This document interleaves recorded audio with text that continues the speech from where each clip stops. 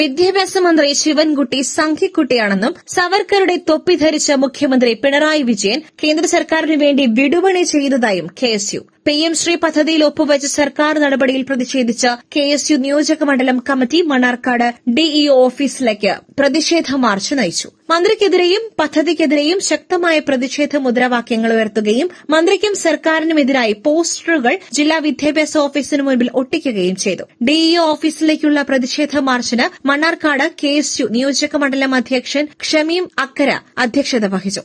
നമുക്ക് എല്ലാവർക്കും അറിയാം, ഈ മഴയും കാര്യങ്ങളൊക്കെ വകവെച്ചുകൊണ്ട് നമ്മള് ജോലി തിരക്കുകൾ മാറ്റിവെച്ചുകൊണ്ട് ഇവിടെ കൂടിയിട്ടുള്ളതിന്റെ കാരണം എന്തെന്ന് വെച്ചാൽ കഴിഞ്ഞ കുറച്ചു കാലങ്ങളായി കേരളത്തെ ഘട്ടം ഘട്ടമായിക്കൊണ്ട് പിണറായി വിജയന്റെ നേതൃത്വത്തിലുള്ള ഇടതുപക്ഷ സർക്കാർ സംഘപരിവാറിന് നരേന്ദ്രമോദിക്കും വിറ്റുകൊണ്ടിരിക്കുകയാണ്.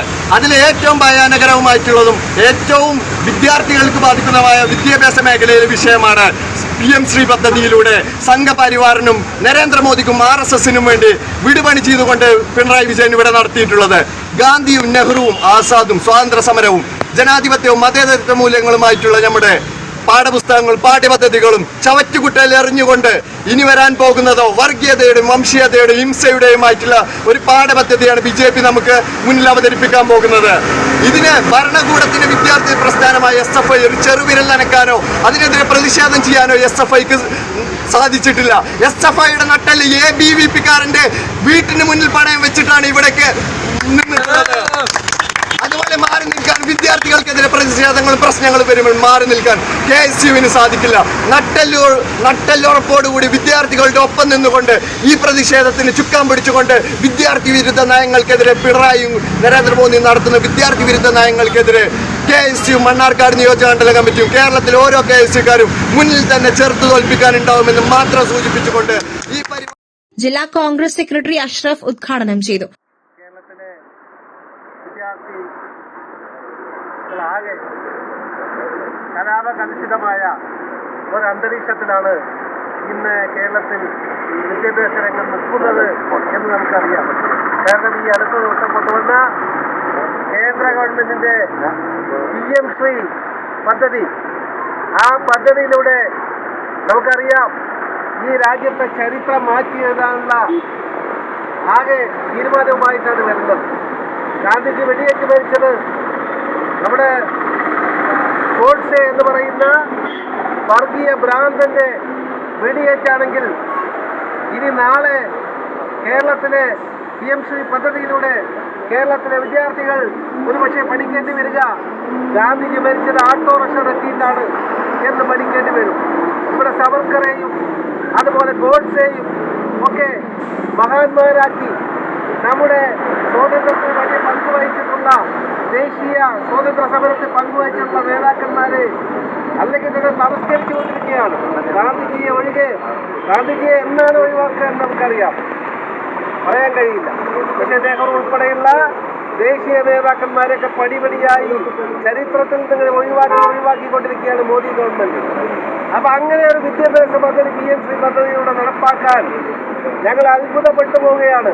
ഇതിനെ കാലങ്ങളായി എതിർത്തിരുന്ന പിണറായി വിജയന്റെ ഗവൺമെന്റ് ആരോടും പറയാതെ തന്റെ മുന്നണിയിലെ പ്രധാനപ്പെട്ട കക്ഷിയായിട്ടുള്ള CPI അടക്കമുള്ള ആളുകളെ ഒന്നും അറിയിക്കാതെ ക്യാബിനറ്റിൽ നമുക്കറിയാം CPI-ക്കാർ ചോദിച്ചു, ഇതൊരു പദ്ധതി വരുന്നുണ്ട്, എന്താണ് അതിന്റെ തീരുമാനം എന്ന് പറഞ്ഞപ്പോ മുഖ്യമന്ത്രി മിണ്ടിയില്ല. MP ഗോവിന്ദൻ CPI-ന്റെ സംസ്ഥാന സെക്രട്ടറിയോട് ചോദിച്ചപ്പോൾ എന്ത് CPI എന്ന് ചോദിച്ച് അവരെ കളിയാക്കി. അപ്പൊ ക്യാബിനറ്റിലുള്ള ഒരു തീരുമാനം ഞങ്ങളുടെ കൂടെ ഭരിക്കുന്ന CPI അറിയാതെ മറ്റു മന്ത്രിമാരറിയാതെ ഇങ്ങനെ ഒരു പദ്ധതി കേരളത്തിൽ നടപ്പാക്കാൻ ഒപ്പുവെച്ചത് 1500 കോടി രൂപ മാത്രം കണ്ടിട്ടല്ല, 2000 കോടി രൂപയുടെ ആനുകൂല്യമാണ് തമിഴ്നാട് ഗവൺമെന്റിന് കിട്ടുന്നത്. 2500 കോടി രൂപയുടെ ആനുകൂല്യമാണ് പശ്ചിമ ബംഗാളിന് കിട്ടുന്നത്. പശ്ചിമ ബംഗാൾ മുഖ്യമന്ത്രി മമതാ ബാനർജി, തമിഴ്നാട് മുഖ്യമന്ത്രി സ്റ്റാലിൻ എത്ര കോടി രൂപ കിട്ടിയാലും ഞങ്ങൾ ഈ പദ്ധതി ഇവിടെ നടപ്പാക്കില്ല എന്ന് പറഞ്ഞു. കാരണം ചരിത്രത്തെയൊക്കെ തമസ്കരിച്ചുകൊണ്ട് ഫാസിസ്റ്റ് ശക്തികളെ ഉയർത്താനുള്ള സംവിധാനമായിട്ടാണ് ഈ വിദ്യാഭ്യാസ പദ്ധതി നടപ്പാക്കുന്നത്. ഇതിന് ഫണ്ട് കിട്ടുമെന്ന് പറഞ്ഞു. കോൺഗ്രസ് ഗവൺമെന്റ് വരുത്തുമ്പോഴാ ഈ ആഫീസിന്റെ പിന്നിലടക്കം SSIയുടെ ഫണ്ട് ധാരാളം ഒരു കരാറുമില്ലാതെ ഇവിടെ നടപ്പാക്കിയ ചരിത്രമുണ്ട്. മണ്ണാർക്കാട് താലൂക്കിൽ ഞാൻ ആ കാലത്ത് ബ്ലോക്ക് പഞ്ചായത്തിന്റെ പ്രസിഡന്റാ. DPP പദ്ധതിയിലൂടെ കേന്ദ്ര ഗവൺമെന്റ് അന്നത്തെ രാജീവ് ഗാന്ധിയുടെ ഗവൺമെന്റും നരസിംഹറാവുവിന്റെ ഗവൺമെന്റും കോൺഗ്രസ് ഗവൺമെന്റുകളുമൊക്കെ കോടിക്കണക്കിന് രൂപയാണ് ഇവിടെ പ്രാഥമിക വിദ്യാഭ്യാസത്തിന് വേണ്ടി ചെലവഴിച്ചത്. ഒരു കരാറും ഒന്നുമില്ലായിരുന്നു. എന്നാലിപ്പോ ഈ കരാറിൽ പിണറായി ഒപ്പുവെക്കാണ്ടായ കാരണം ഞങ്ങൾക്ക് മനസ്സിലാവുന്നത്, ഞങ്ങൾക്ക് അറിയുന്നത്, പിണറായിയുടെ മകൻ ലൈഫ് ഭവന പദ്ധതിയിൽ കോടിക്കണക്കിന് രൂപ അഴിമതിപ്പെട്ടുകൊണ്ട് അന്വേഷിക്കുന്ന ഒരു ആളാണ് പിണറായിയുടെ മകൻ. KPSTA ജില്ലാ വൈസ് പ്രസിഡന്റ് നൌഫൽ താലിയിൽ, യൂത്ത് കോൺഗ്രസ് കുമരംപുത്തൂർ മണ്ഡലം പ്രസിഡന്റ് ആഷിഖ് വരോടൻ, ഫാസിൽ, ആഷിഖ് മാർച്ചിന് ആശംസകൾ അറിയിച്ചു. KSU പ്രവർത്തകരായ നിവിൻ, കൃഷ്ണ, അർഷദ്, മുന്ന, ഷഹബാസ്, റിൻഷി, റിസ്വാൻ പുളിക്കൽ, ബിൻ ഷാദ് തുടങ്ങിയവർ സംസാരിച്ചു. മണ്ണാർക്കാട് കോൺഗ്രസ്, യൂത്ത് കോൺഗ്രസ് പ്രവർത്തകരും സമരത്തിന്റെ ഭാഗമായി.